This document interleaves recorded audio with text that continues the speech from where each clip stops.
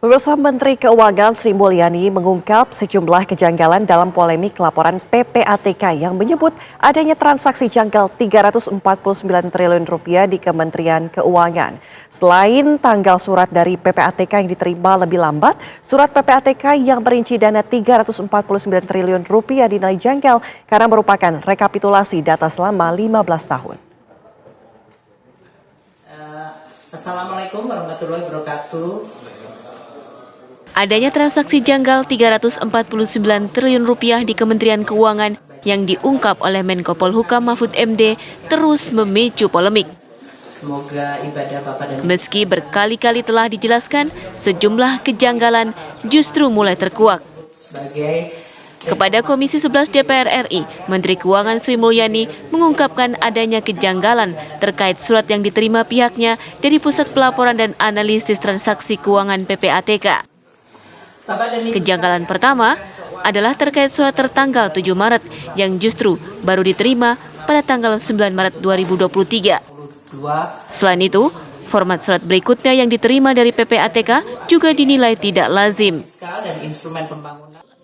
Surat heboh 349 triliun 300 surat, semuanya serba 300 dalam hal ini. 13 Maret sebetulnya pertama tanggal 8 Maret itu Pak Mahfud menyampaikan di publik.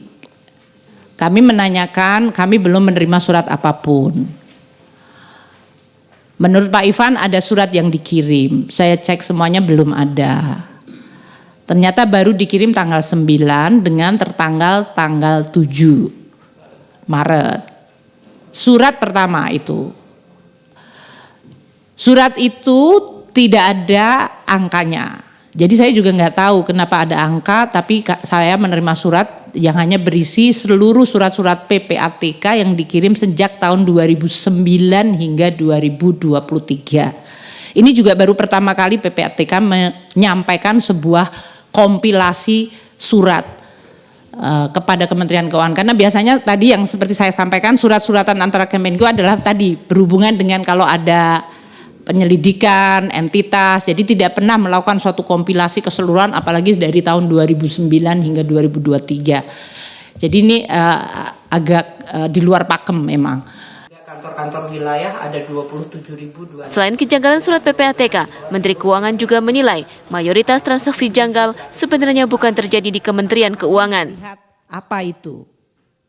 Nah, jadi 253 triliun adalah sebetulnya transaksi dari korporasi, 74 triliun ada surat PPATK ke APH.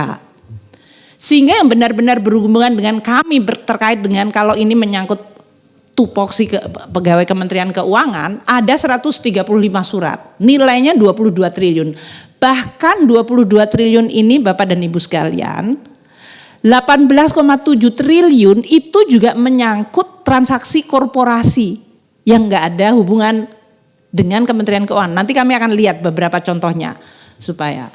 Jadi yang benar-benar nanti berhubungan dengan pegawai Kementerian Keuangan itu 3,3 triliun. Ini 2009 hingga 2023, 15 tahun seluruh transaksi debit kredit dari seluruh pegawai yang di-inquiry tadi, termasuk penghasilan resmi, transaksi dengan keluarga, jual beli aset, jual beli rumah, itu 3,3 triliun. Yang masih sering.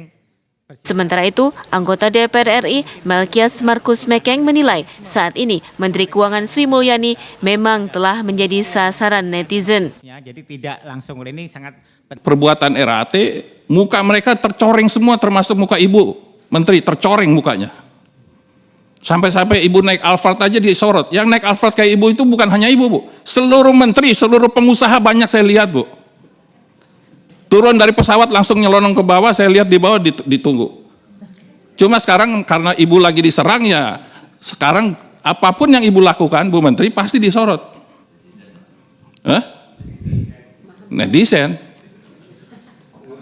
Jadi ini istilahnya kalau orang Betawi bilang lagi apa sih Ibu nih?